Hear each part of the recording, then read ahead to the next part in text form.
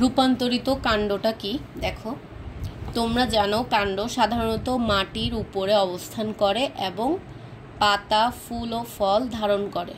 তাহলে কাণ্ডটা কোথায় অবস্থান করে? এই যে উপরে, ঠিক আছে, উপরে অবস্থান করে মাটির উপরে, এবং সেখানে কি কি হয়? পাতা, ফুল, ফল এগুলা ধারণ করে। আর মূল কোথায় থাকে? আমরা এর আগে পড়ছি না, মূলটা নিচে থাকে, কিন্তু কাণ্ডর মধ্যে কি কি থাকে? পাতা থাকে, ফুল থাকে, ফল থাকে। কিন্তু ক্ষেত্র বিশেষে সাধারণ কাজ ছাড়াও বিভিন্ন ধরনের কাজ সম্পন্ন করার জন্য কাণ্ডের আকৃতিগত এবং অবস্থানগত পরিবর্তন ঘটে। এই পরিবর্তনকে বলা হয় কাণ্ডের রূপান্তর। তাহলে তোমরা এই সংজ্ঞাটা ভালো করে দেখবা, কাণ্ডের রূপান্তর কাকে বলে। দেখো, কাণ্ডের রূপান্তরটা কি?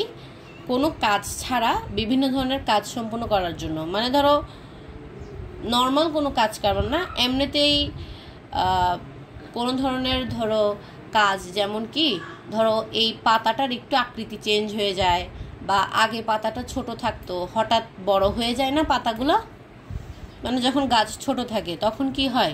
পাতা ছোট থাকে, এরপরে পাতা বড় হয়, তারপরে ফুলও ছোট থাকে, ফুলটাও বড় হয়, ঠিক আছে। এই ধরনের পরিবর্তনগুলো দেখো কাণ্ডের আকৃতিগত এবং অবস্থানগত পরিবর্তনকেই আমরা কি বলতেছি? কাণ্ডের রূপান্তর। হ্যাঁ, তাহলে কাণ্ডের রূপান্তর কি? কাণ্ডের আকৃতিগত এবং অবস্থানগত পরিবর্তনকে কাণ্ডের রূপান্তর বলা হয়। তাহলে দেখো এবার অবস্থান অনুযায়ী রূপান্তরিত কাণ্ড 3 প্রকার। 1 কি? ভূ নিম্নস্থ, 2 অর্ধবায়বীয়, 3 বায়বীয়। তাহলে অবস্থান অনুযায়ী রূপান্তরিত কাণ্ড কত প্রকার? 3 প্রকার। তোমরা খাতায় কি করবা? ওই যে আগেরটা যেভাবে শিখাইছিলাম লিখতে, এভাবে লিখবা যে রূপান্তরিত কাণ্ড 3 প্রকার দিয়ে 1 নম্বরে দিবা ভূ নিম্নস্থ, তারপর 2 নম্বরে দিবা অর্ধবায়বীয়, তারপর 3 নম্বরে দিবে কি? বায়বীয়। লিখে আমাকে গ্রুপে দেখাবা, তোমরা যে লিখছো, পড়ার সময় যে লিখছো সেটা গ্রুপে দেখাবা। এরপর দেখো প্রথমটা কি? ভূ নিম্নস্থ রূপান্তরিত কাণ্ড। এটা কি জিনিস? দেখো, প্রতিকূল পরিবেশে টিকে থাকা। আমরা প্রতিকূল মানে কি জানি? প্রতিকূল পরিবেশ মানে কি? ঠান্ডা পরিবেশ। ঠান্ডা পরিবেশ না, প্রতিকূল পরিবেশ মানে হচ্ছে তোমার মানে বিপজ্জনক পরিবেশ, ঠিক আছে, খারাপ পরিবেশ, ভালো না। আর অনুকূল মানে কি? অনুকূল মানে হচ্ছে তুমি যেটা সহ্য করে নিতে পারবা, ঠিক আছে। ওই যে আমরা অঙ্কের মধ্যে পড়ছিলাম না, প্রতিকূল অনুকূল, অনুকূল পড়ছিলাম কি একই সাথে গেলে বা একই দিকে গেলে সেটা কি? অনুকূল। আর প্রতিকূল মানে কি? বিপরীত দিক থেকে আসলে। তো বিপরীত মানে কি? মানে হচ্ছে ধরো যেটা আমরা সহ্য করতে পারবো না, একটা খারাপ পরিবেশ, এরকম জিনিসটা। তো বলছে প্রতিকূল পরিবেশে টিকে থাকা, খাদ্য সঞ্চয় এবং অঙ্গজ উপায়ে বংশবিস্তার করার জন্য কিছু কিছু উদ্ভিদের কাণ্ড মাটির নিচে বৃদ্ধি পায়। এ ধরনের কাণ্ডকে ভূ নিম্নস্থ রূপান্তরিত কাণ্ড বলে। এরা 4 প্রকারের হয়: স্ফীতকন্দ, মূলকাণ্ড বা রাইজম, কন্দ ও গুড়িকন্দ, ঠিক আছে। আচ্ছা, এখানে এগুলার মানে কি বলছে দেখো, এই যে এগুলা কিন্তু প্রত্যেকেই কি? ভূ নিম্নস্থ রূপান্তরিত কাণ্ডের উদাহরণ। এগুলা মানে ধরো এই যে দেখো কি বললো, প্রতিকূলে পরিবেশে, মানে প্রতিকূল মানে কি? ভালো না। তো ওইসব পরিবেশে টিকে থাকার জন্য, খাদ্য সঞ্চয় করার জন্য, তারপরে বংশবিস্তার করার জন্য উদ্ভিদের কাণ্ড মাটির নিচে বৃদ্ধি পায়। তাহলে আমরা একটু আগে পড়ছি না যে কাণ্ড মাটির উপরে থাকে, কিন্তু যেসব উদ্ভিদের কাণ্ড মাটির নিচে বৃদ্ধি পায় তো সেগুলাকে আমরা বলতেছি ভূ নিম্নস্থ রূপান্তরিত কাণ্ড। তো এরা 4 প্রকার। কি কি? স্ফীতকন্দ, মূলকাণ্ড বা রাইজম, তারপরে আরেকটা কি? কন্দ ও গুড়িকন্দ। এরপর দেখো টিউবার বা স্ফীতকন্দ কি? গোল আলু, এই যে দেখো এটা, হ্যাঁ, গোল আলু স্ফীতকন্দের উদাহরণ। এই উদাহরণগুলো একটু মাথায় রাখবা। তাহলে স্ফীতকন্দের উদাহরণ কি? গোল আলু। স্ফীতকন্দে পর্বমধ্য, শল্কপত্র এবং কাক্ষিক মুকুল থাকে। এই অধ্যায়টা তোমরা সৃজনশীলের জন্য এত ইম্পর্টেন্ট দিবা না, তোমরা এই অধ্যায় থেকে এমসিকিউটাই জাস্ট আনসার করবা, ঠিক আছে। এই অধ্যায় থেকে চেষ্টা করবা এমসিকিউ আনসার করার। দেখো শল্কপত্রের কক্ষে গর্তের মতো অংশকে চোখ বলা হয়।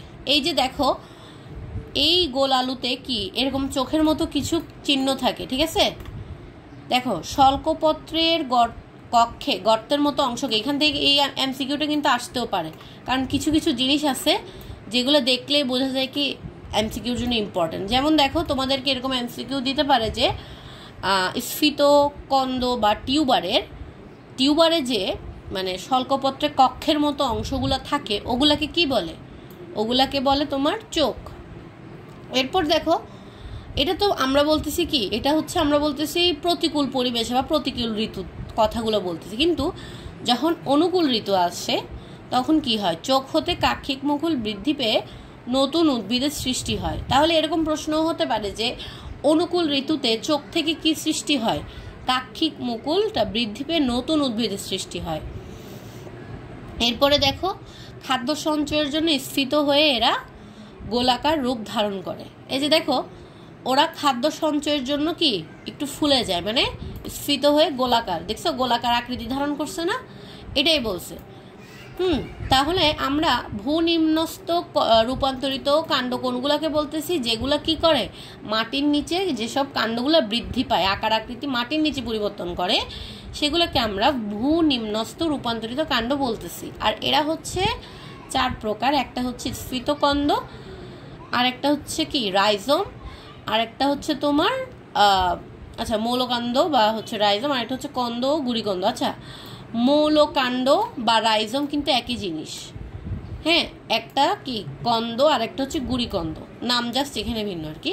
এরপর আমরা তো এখন বুঝলাম যে টিউবার বা স্ফীতকন্দ কি, যেটা হচ্ছে এরকম ফুলে যায়। কেন ফুলে? এটার কারণও দিয়ে দিছে, খাদ্য সঞ্চয়ের জন্য ফুলে কি করে গোলাকার রূপ ধারণ করে। আর এই ধরনের টিউবারে এক ধরনের কি থাকে, গর্তের মতো অংশ থাকে। কোথায় থাকে?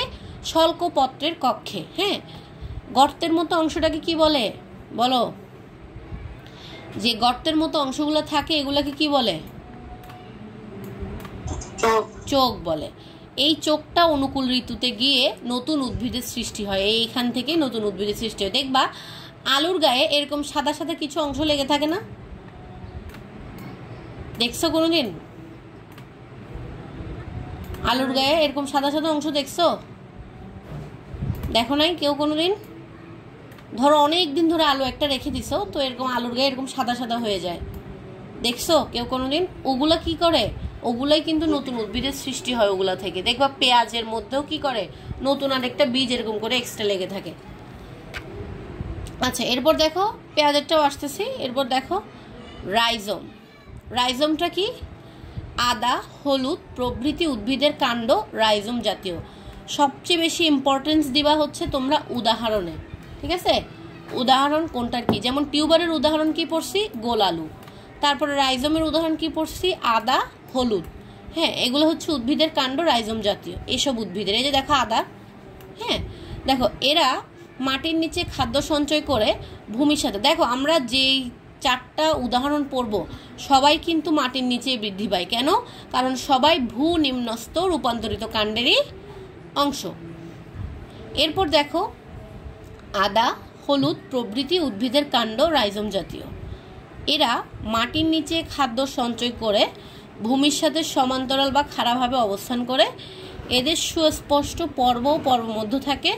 পর্ব হতে শল্কপত্র এবং অবস্থানিক মূল এবং শল্কপত্র, এগুলো হচ্ছে কি কোনটা থেকে কি উৎপন্ন হয় ওইটা বললো। জাস্ট আমি বলবো ইম্পর্টেন্স দিবা কোনটা? রাইজম। তোমরা খাতায় কিভাবে লিখবা আমি বলি। প্রথমে লিখবা কি, যে রূপান্তরিত কাণ্ড মানে কি, মানে এই কাণ্ডের আকার আকৃতি অবস্থান পরিবর্তন ঘটলে সেটাকে রূপান্তরিত কাণ্ড বলে, শেষ। এরপর দাগ দিবা, নিচে দিয়ে লিখবা 3 প্রকার। এক প্রকারটা কি? ভূনিম্নস্থ। আর পাশে লিখবা ভূনিম্নস্থ মানে কি? ভূনিম্নস্থ মানে হচ্ছে মাটির নিচে কাণ্ডটা বৃদ্ধি পায়, ঠিক আছে? এরপর ভূনিম্নস্থটা আবার কয় প্রকার? ভূনিম্নস্থটা আবার 4 প্রকার। তারপরে 4টা প্রকারভেদ কোনটা কি জাস্ট সংক্ষেপে মনে রাখার জন্য। টিউবার বা স্ফীত আলু, এখানে দিবা গোল আলু, উদাহরণটা কি? গোল আলু। এরপর আরেকটা জিনিস লিখবা এখান থেকে, যেটা যেগুলো ইম্পর্টেন্ট বলবো শুধু সেগুলো লিখবা, তাহলে দেখবা পুরো অধ্যায়টা মনে থাকবে। এরপর দেখো শল্কপত্রের কক্ষে গর্তের মতো অংশকে কি বলে? চোখ বলে। এই যে গর্তের মতো অংশ থাকবে চোখ বলে। তাইলে আমরা টিউবার থেকে 2টা লাইনকে ইম্পর্টেন্ট দিলাম। এরপরে রাইজমকে জাস্ট একটা লাইনকে ইম্পর্টেন্ট দিচ্ছি, সেটা কি? আদা, হলুদ প্রভৃতি উদ্ভিদের কাণ্ডগুলাই রাইজোম জাতীয়। হ্যাঁ, আচ্ছা, এটা আরেকটা জিনিস এখানে বলতে পারো যে ভূমির সাথে সমান্তরাল বা খাড়াভাবে অবস্থান করে, কোনটা ভূমির সাথে সমান্তরাল বা খাড়াভাবে অবস্থান করে? রাইজোম। আচ্ছা, এরপর আমি যাচ্ছি কন্দতে। কন্দটা কি?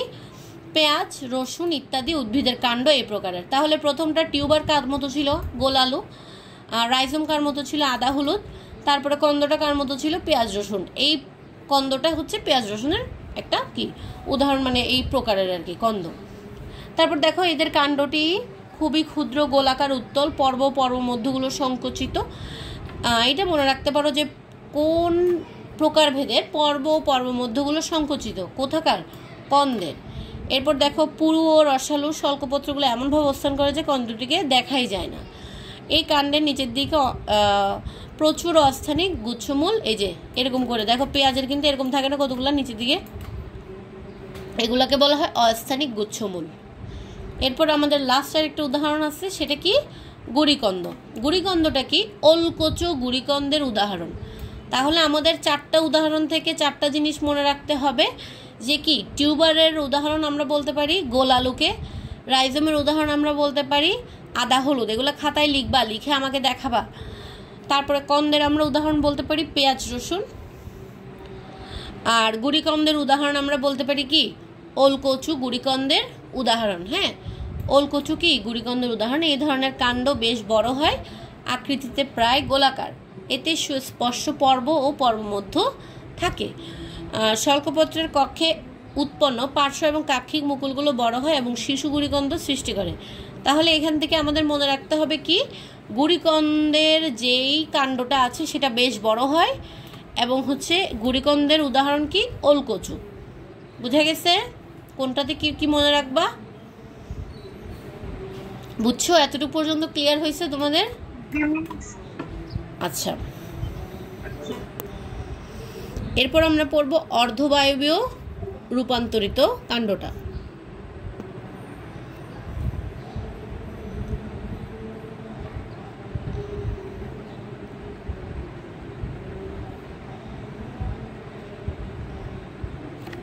দেখো অর্ধবায়বীয় রূপান্তরিত কাণ্ডটা,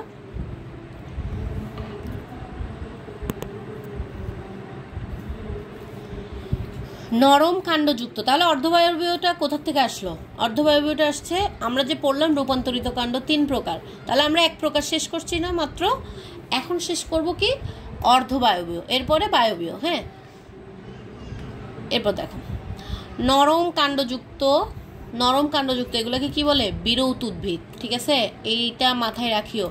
নরম কাণ্ডযুক্ত উদ্ভিদকে কোন ধরনের উদ্ভিদ বলা হয়? বিরৌত উদ্ভিদ বলা হয়। দেখো উদ্ভিদে এক ধরনের বিশেষ শাখা উৎপন্ন হয়, এই শাখাগুলো অঙ্গজ প্রজননের জন্য। অঙ্গজ প্রজনন মানে হচ্ছে অঙ্গ থেকে, মানে ধরো এটা যদি একটা উদ্ভিদ হয়, এটার এই পাশ থেকেও একটা উদ্ভিদ উৎপন্ন হবে, এখান থেকে একটা উদ্ভিদ উৎপন্ন হবে, মানে শরীর থেকে উদ্ভিদ উৎপন্ন হয়। বুঝা গেছে? যেটাকে আমরা বলি অঙ্গজ প্রজনন। দেখো এটার মাধ্যমে নতুন উদ্ভিদ সৃষ্টি করে। মাটির উপরে বা সামান্য নিচে অবস্থিত এই ধরনের দুর্বল সাহিত্য রূপান্তরিত কাণ্ডকে অর্ধবায়বীয় কাণ্ড বলে। আচ্ছা, এখন দেখো আমরা একটু আগে পড়ছি না ভূনিম্নস্তটাতে কি হইতো? মাটির নিচে কাণ্ডটা বৃদ্ধি পাইতো না? কিন্তু মনে রাখবা বায়বীয়তে কি হয়? অর্ধবায়বীয় রূপান্তরিত হচ্ছে তোমার অল্প একটু মাটির নিচেও থাকবে, অল্প একটু মাটির উপরেও থাকবে। এই জন্যই আমরা এটাকে কি বলি? অর্ধবায়বীয় কাণ্ড। মানে বায়ুর দিকেও একটু থাকবে, আবার মাটির নিচেও অল্প একটু থাকবে। বুঝছো? Half half. এই জন্য আমরা বলতেছি এটাকে কি? অর্ধবায়বীয় রূপান্তরিত কাণ্ড। অর্থাৎ এই কাণ্ডগুলা মাটির উপরেও রূপান্তরিত হবে, মাটির নিচেও রূপান্তরিত হবে। কিন্তু ভূনিম্নস্ততে কি হইতো বলো তো একজন? ভূনিম্নস্ততে কাণ্ডগুলা কিভাবে রূপান্তরিত হতো বলো? মাটির উপরে হতো না মাটির নিচে হতো? ভূনিম্নস্তগুলা মাটির নিচে। হ্যাঁ, মনে রাখবা ভূনিম্নস্ত মানে কি? ভূ মানে ভূমি, নিম্নস্ত মানে ভূমির নিচে, মানে মাটির নিচে। তো আর এটা মানে কি? অর্ধবায়বীয় মানে কি? অর্ধবায়বীয়, অর্ধেক বায়বীয়তে, মানে অর্ধেক বায়ুতে আর অর্ধেক মাটিতে। ঠিক আছে, এই টেকনিকগুলো দিয়ে মনে রাখতে পারো। তাহলে এদেরকে আমরা অর্ধবায়বীয় রূপান্তরিত কাণ্ড। এরাও আবার 4 প্রকার। কি কি? রানার বা ধাবক, স্টোলন বা বক্র ধাবক, অফসেট, আর একটা হচ্ছে কি সাকার বা ঊর্ধ্ব ধাবক। দেখো রানার বা ধাবক কি? থানকুনি, দুর্বাঘাস, আমরুল ইত্যাদি উদ্ভিদের কাণ্ডের নিচের পর্বের কাক্ষিক মুকুল থেকে যে সাহিত্য শাখা জন্মায় তাকে ধাবক বলা হয়। দেখো তাহলে রানার বা ধাবকের উদাহরণ কি কি? থানকুনি, দুর্বাঘাস, আমরুল। তোমরা কি এই অধ্যায়টা থেকে সৃজনশীল আনসার করবা? হ্যাঁ, তাহলে আমি সংজ্ঞা শিখতে দিচ্ছি না তোমাদেরকে জাস্ট এখান থেকে এমসিকিউর জন্য পড়াচ্ছি, কারণ এখানে হাজার হাজার সংজ্ঞা আছে, এগুলো গোলায় ফেলবে, এই জন্য জাস্ট মনে রাখবা উদাহরণগুলা। তো তাহলে কি রানার বা ধাবকের উদাহরণ কি কি? থানকুনি, পাতা, দুর্বাঘাস, আমরুল, এগুলা। এরপর দেখো স্টোলন বা বক্র ধাবক, এরা বিশেষ ধরনের ধাবক। তাহলে বিশেষ ধরনের ধাবকের নাম কি বলো? স্টোলন বা বক্র ধাবক। বুঝছো? এরকম প্রশ্ন আসতে পারে যে বিশেষ ধরনের একটা ধাবক রয়েছে, সেই ধাবকের নাম কি? হয় বক্র ধাবক, না হলে স্টোলন। দেখো কচু উদ্ভিদের গোড়া থেকে লম্বা শাখা বের হয়। এই শাখার শুধুমাত্র পর্বগুলো অস্থায়ী মূলের সাহায্যে মাটিতে ধরে রাখে, বাকি শাখাটা বক্রভাবে অবস্থান করে। তাহলে আমরা কি বুঝলাম? স্টোলন বা বক্র ধাবকের উদাহরণ কি? কচু না? কচু উদ্ভিদ। জাস্ট আমার জন্য উদাহরণগুলো লিখলেই হবে, প্রত্যেকটা নাম লিখবা এবং নামের পরে উদাহরণগুলো লিখবা। এটা কিন্তু আমি মাস্ট চেক করব একদম শুরু থেকে বলতে মানে একদম চলে গেল তৃতীয় অধ্যায়ের একদম শুরু থেকে, বুঝছো? সবাই করবা। তৃতীয় অধ্যায়ের একদম শুরু থেকে আমি করতে বলছিলাম, কিন্তু তখন আমাকে কেউ জমা দাও নাই। এখন যদি জমা না দাও তাহলে আমি প্রত্যেকটা গার্ডিয়ানকে কল দিয়ে জিজ্ঞেস করব।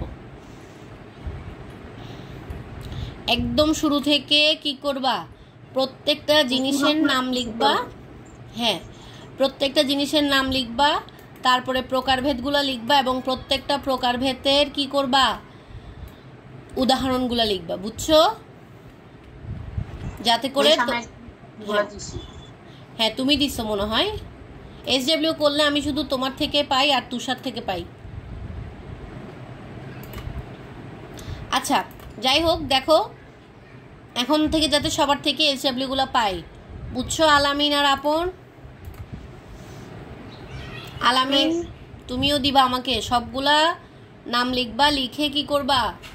উদাহরণগুলো আমাকে দিবা। বুঝছো? লিখে আজকেই দিবা। পড়া শেষ করে এখনই পড়তে বসবা।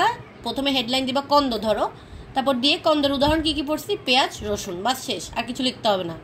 তারপরে যদি কোনো ইম্পর্টেন্ট লাইন দাগাই দিই, যেমন বলছিলাম পর্ব মধ্যগুলো সংকুচিত, এটা লিখবা।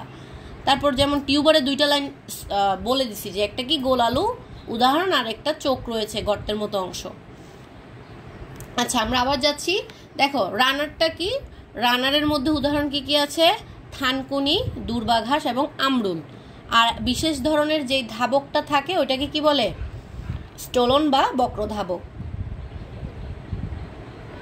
আর এর উদাহরণটা কি? এর উদাহরণ হচ্ছে কচু উদ্ভিদ। আবার দেখো অফসেটটা কি? টোপাপানা, কচুরিপানা নামক জলক উদ্ভিদের পর্বমধ্যগুলো ছোট ও মোটা হওয়ার কারণে কাণ্ডকে কি দেখায়? খর্বাকৃতি মতো দেখায়। যে দেখো এদের অফসেট বলে। তাহলে এখান থেকে দুইটা জিনিস ইম্পর্টেন্ট, যে অফসেট থেকে এটা হচ্ছে তোমার কি উদাহরণ অফসেটের, এবং অফসেটটা দেখতে কেমন? খর্বাকৃতি, মানে খর্বা আকৃতির এদেরকে দেখতে। এরপরে দেখো সাকার বা ঊর্ধ্ব ধাবক। তাহলে আমরা ধাবক সম্পর্কে তিনটা জিনিস শিখলাম, যে একটা হচ্ছে ধাবক, যেটার উদাহরণ কি? তোমাদেরকে এভাবে বলতে পারে যে ধাবকের উদাহরণ লিখো, তারপরে বলতে পারে ঊর্ধ্ব ধাবক কোনগুলা, ঊর্ধ্ব ধাবকের নাম কি? তাহলে ঊর্ধ্ব ধাবকের নাম হচ্ছে সাকার এবং বিশেষ ধরনের ধাবকের নাম হচ্ছে স্টোলন। দেখো চন্দ্রমল্লিকা, বাঁশ প্রভৃতি উদ্ভিদের সাহিত্য কাক্ষিক মুকুল থেকে উৎপন্ন হয়ে শাখাটির অগ্রভাগ মাটির উপরে চলে আসে এবং নতুন উদ্ভিদ উৎপন্ন করে। তাহলে এখানে সাকারের তোমার উদাহরণ কি কি? চন্দ্রমল্লিকা, বাঁশ। বুঝছো?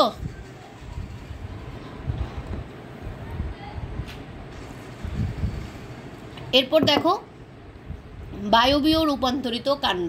বায়বীয় রূপান্তরিত কাণ্ড কোনগুলো? এই কাণ্ড মাটির উপরে। দেখো তোমাদেরকে আমি এটা বুঝাই দিই। যদি পুরোপুরি মাটির নিচে থাকে সেটাকে আমরা বলবো কি? ভূনিম্নস্থ। হ্যাঁ, যদি অর্ধেক মাটির উপরে অর্ধেক মাটির নিচে সেটাকে আমরা বলবো অর্ধবায়বীয়। আর যদি পুরাটাই মাটির উপরে থাকে সেটাকে আমরা কি বলবো? বায়বীয়। বুঝছো? দেখো তাহলে এরা কি করে? খাদ্য তৈরি করে, অঙ্গজ প্রজনন করে, আত্মরক্ষা করে, আহরণ করে।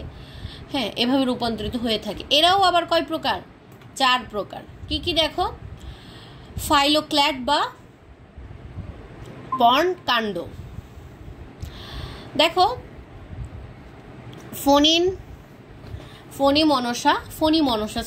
ফণিমনসা জাতীয় উদ্ভিদই এ ধরনের কাণ্ডের উদাহরণ। তাহলে জাস্ট তোমরা এই নামটা লিখবা, ফাইলোক্ল্যাড বা পর্ণ, তারপর কি? ফণিমনসা জাতীয় উদ্ভিদই কোথাকার উদাহরণ? এটার উদাহরণ। এই ধরনের কাণ্ড পাতার মতো চ্যাপ্টা হয়, সবুজ হয়, খাদ্য তৈরি করে, পাতাগুলো কাঁটায় পরিণত হয় উদ্ভিদের। আচ্ছা, আরেকটা জিনিস, বায়বীয় রূপান্তরিত কাণ্ডের যে ফাইলোক্ল্যাড আছে সেটা কি করে? সেটার পাতায় যে কাঁটাটা থাকে সেটাই মূলত নিজেদেরকে নিজেরা রক্ষা করে। যেমন ধরো আমরা যদি এই ধরনের উদ্ভিদকে, হ্যাঁ, ফণিমনসা উদ্ভিদকে ধরতে যাই, দেখবা আমাদের হাতে কি হয়ে যাবে? কাঁটা ফুটে যাবে। কেন? ওরা নিজেদেরকে আত্মরক্ষা করে। আরেকটা আছে দেখো, এই যে এরকম আর কি, ক্যাকটাস বলে না? ক্যাকটাস দেখতে কিছুটা ক্যাকটাসের মতো না?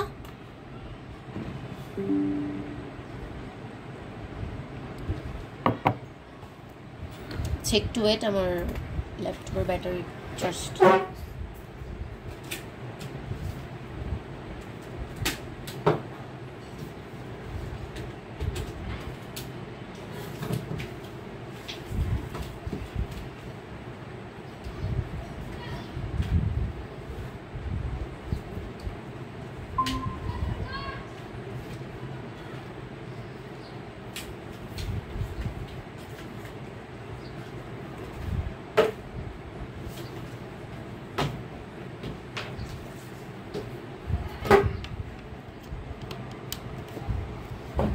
দেখো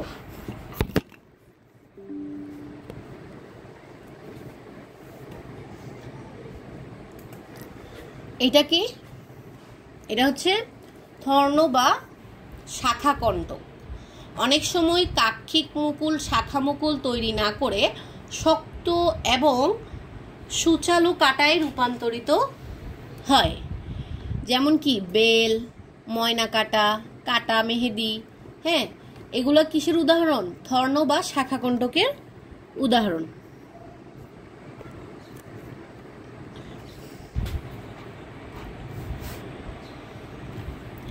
এরপর দেখো আরেকটা কি? স্টেম টেন্ড্রিল বা শাখা আকর্ষী। এগুলা কি?